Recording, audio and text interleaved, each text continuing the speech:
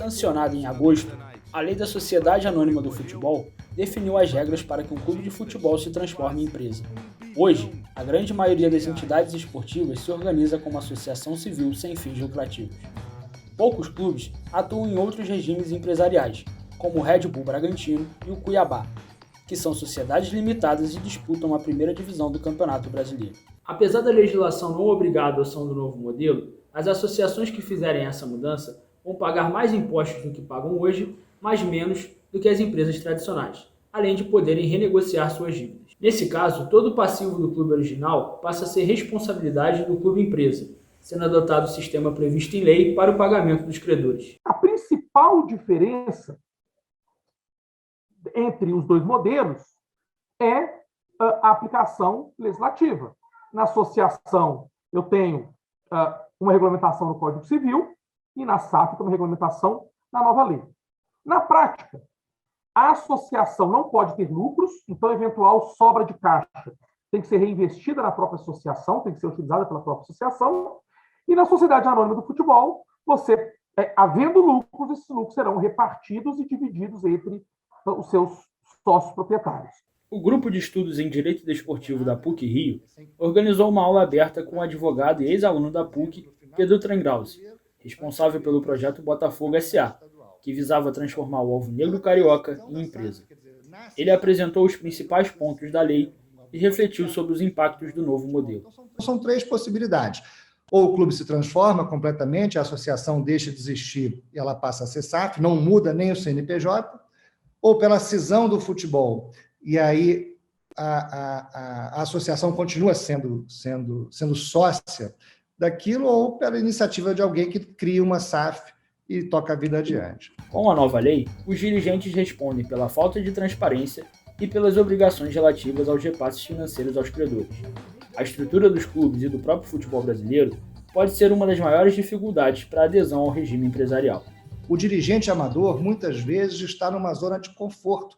Para que mudar se ele não vai ter lugar nesse mundo novo? Ele está satisfeito com ele escolhendo o técnico, ele chamando os amigos para ir ao jogo, ele dando camisa, ele dando ingresso, ele mandando e desmandando, deixando a dívida para trás no clube quando vai embora. O que vai levar o investidor a colocar dinheiro no clube brasileiro, cujo calendário do ano que vem, por exemplo, vai acabar a uma semana da Copa do Mundo, e que alguns dos principais atletas, fruto de investimento desse investidor, não poderão jogar algumas partidas que estarão na seleção, porque o calendário não para a seleção jogar.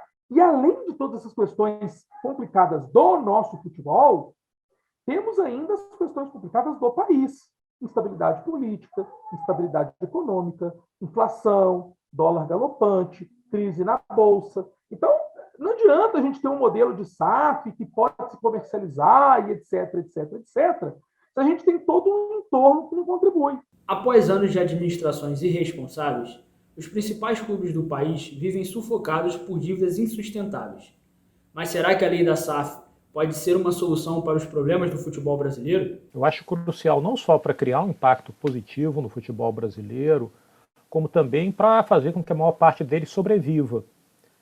Porque o passivo da maior parte deles, as dívidas, são muito elevadas, elas são virtualmente impagáveis, né?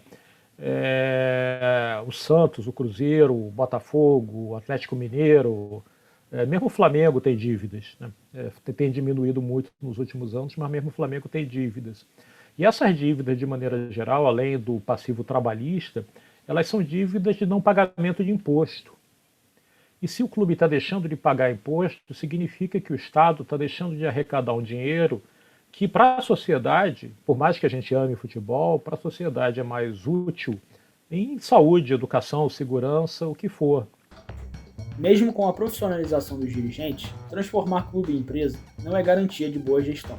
A prova disso é o caso do Figueirense, que em 2017 foi majoritariamente comprado pela empresa Elephant e 2 anos depois atrasou salários, não pagou alimentação e transporte para os jogadores da base, viu alguns atletas rescindirem o contrato na justiça e acabou passando por uma greve, processo que resultou no aumento das dívidas do clube e a volta ao modelo associativo. Na nova legislação, o retorno ao antigo regime não é permitido. A transformação em SAF já está sendo encaminhada por grandes equipes, como o Cruzeiro e o Atlético Paranaense. Mas a má gestão pode significar o fim da entidade, já que a legislação permite que os credores peçam a falência dos clubes devedores que aderirem ao novo modelo e não cumprirem os requisitos estabelecidos. É uma mão única. Virou Sociedade Anônima de Futebol, não pode voltar a ser clube. Então, se o Cruzeiro vira SAF e a administração é ruim e dá errado e um credor pede a falência, vai falir, aquele CNPJ vai morrer e vai ser igual o Rangers. Vai voltar para a última divisão do Campeonato Mineiro. Terceira divisão do Campeonato Mineiro, né, vai ter que criar um novo CNPJ, uma nova estrutura e tudo para poder voltar. Nas principais ligas da Europa, a grande maioria dos clubes se organiza como empresa. A Inglaterra convive há alguns anos com protestos de torcedores por conta da insatisfação contra os donos de algumas equipes.